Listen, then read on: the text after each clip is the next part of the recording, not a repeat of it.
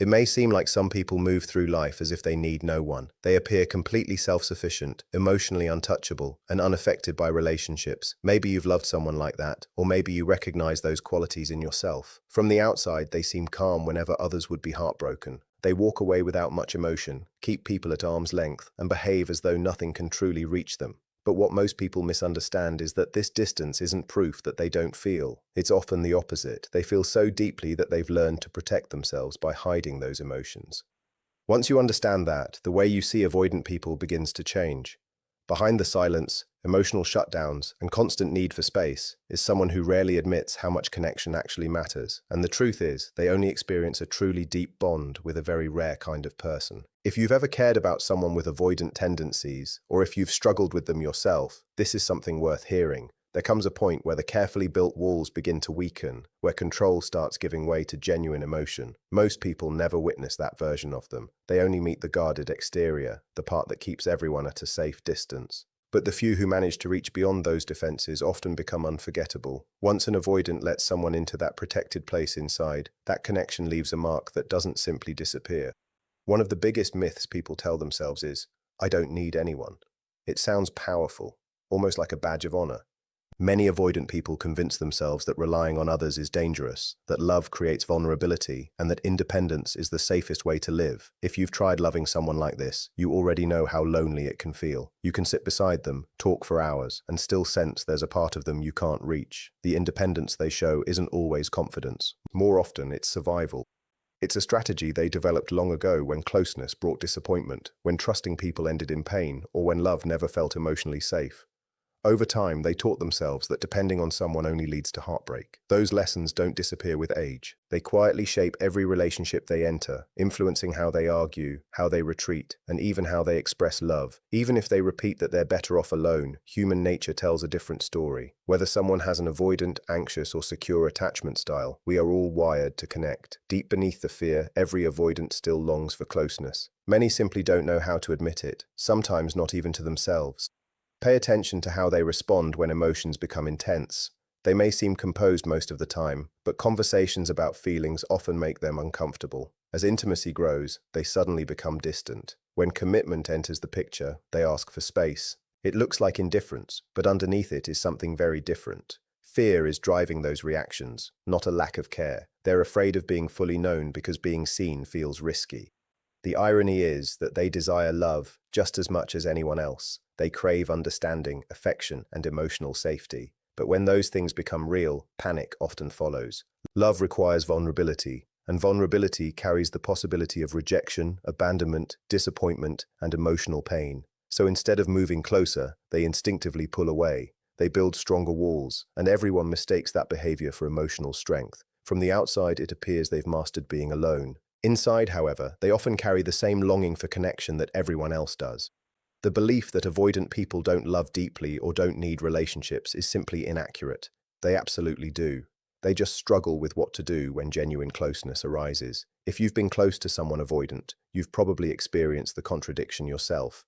One day they're warm, open, playful, and emotionally present. They laugh more, share personal thoughts, and allow you to see a softer side. Then, without warning, they become cold, quiet, or distant. It's easy to wonder if those earlier moments were real. They were. The openness was genuine. The withdrawal that followed wasn't the truth of how they felt. It was fear taking control again.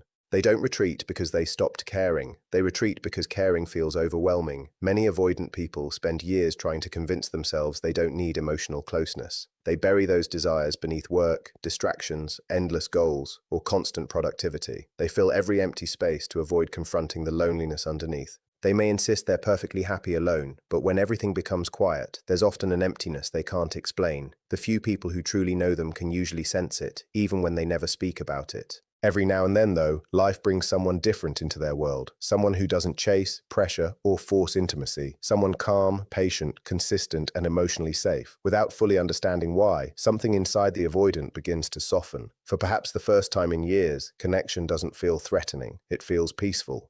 Because those experiences are so uncommon, they become unforgettable. Even if they never admit how much that person meant, the bond remains with them. That's why the image of avoidance as emotionally detached loners only tells part of the story. Their independence is often the identity they created to survive. Underneath it lives the same desire every human shares, to be loved, understood, accepted, and safe with another person. They've spent so many years believing self-reliance is their only protection that opening their heart feels like breaking a lifelong rule. Yet that's exactly why their connections become so meaningful. When someone who believed they needed no one finally allows another person into their inner world, even a little, that experience transforms them. A bond that required so much courage naturally carries extraordinary weight. So, the next time someone withdraws, shuts down, or seems emotionally unreachable, remember that distance doesn't always mean rejection. Often, it's protection, it's fear of vulnerability, fear of being hurt again, fear of depending on someone and losing them. Seeing that changes everything. Instead of interpreting every step backward as a lack of love, you begin recognizing the frightened part hidden beneath the composed exterior. You stop chasing and start understanding. You replace pressure with patience. Avoidant people don't need someone to rescue or fix them. They need experiences that slowly teach them closeness doesn't always end in pain, that love isn't guaranteed to become loss, and that needing another person isn't weakness.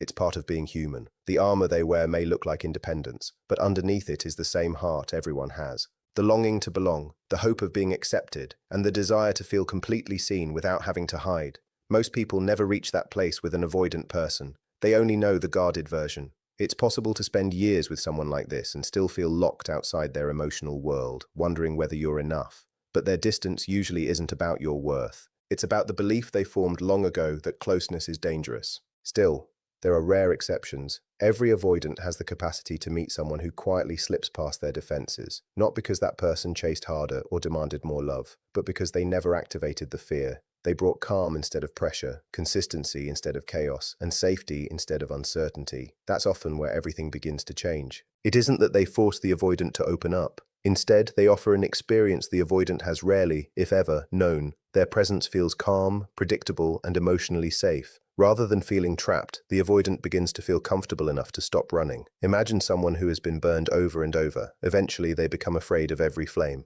But one day they discover warmth that doesn't hurt them. Suddenly, something changes inside. They realize not every source of heat causes pain. That's what this rare person represents for an avoidant. They don't magically erase years of fear or tear down every emotional wall overnight. What they do is consistently show up in a way that doesn't activate those old defenses. They offer peace without pressure, affection without overwhelming expectations, and honesty without emotional chaos. That combination feels unfamiliar in the best possible way. And little by little, the armor begins to soften.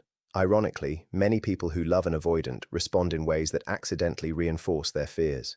They chase harder, ask for constant reassurance, and desperately try to close the emotional distance. That's understandable.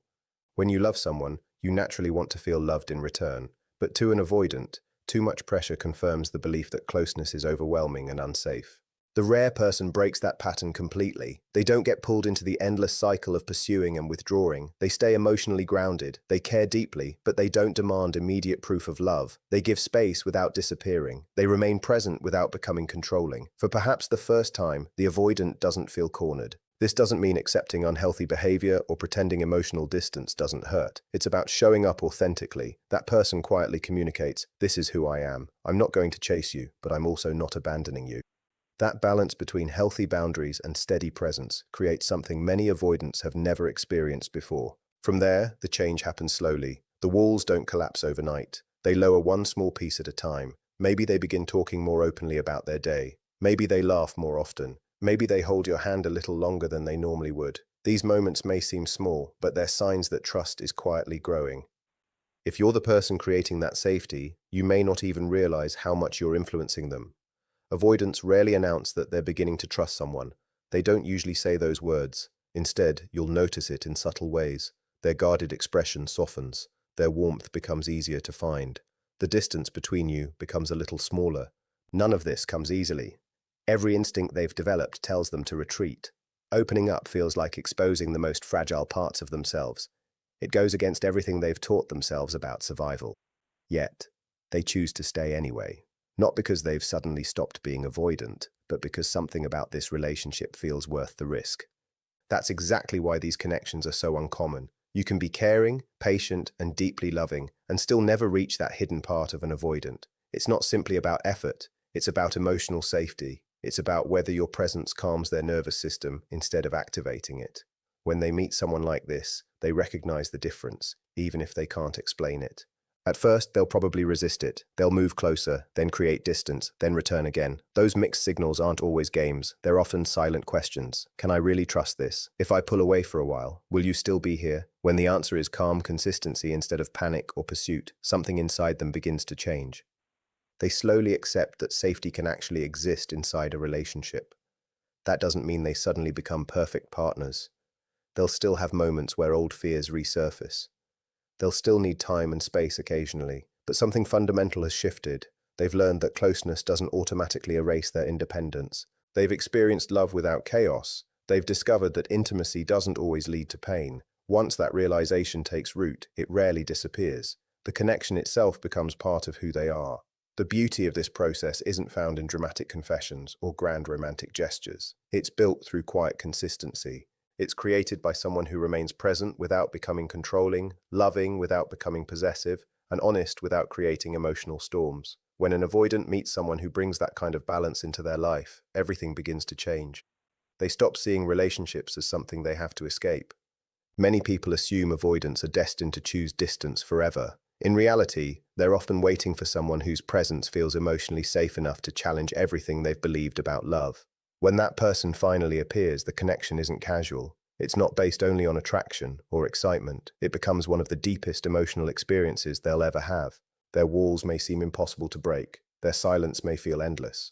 Their emotional distance may appear permanent. Yet all of that can begin changing because one person showed up differently. No matter how carefully they protect themselves, even avoidants are searching for someone who finally makes running unnecessary. When an avoidant truly bonds with someone, it isn't just another relationship. It carries enormous weight because they're choosing the very thing they've spent years fearing. They don't hand out that level of trust easily. Everything they've built has been designed to protect themselves. Emotional distance became their survival strategy. So, when those defenses finally come down, it represents one of the biggest risks they've ever taken. That bond reaches far beneath the surface. People often assume avoidants move on easily because they sometimes leave physically or become silent emotionally. But genuine attachment isn't always visible. When they've truly connected, they often continue carrying that relationship internally long after the distance begins. This isn't about obsession or refusing to let go. It's about the fact that real emotional safety changes them. Once they've experienced it, their understanding of love is never quite the same again.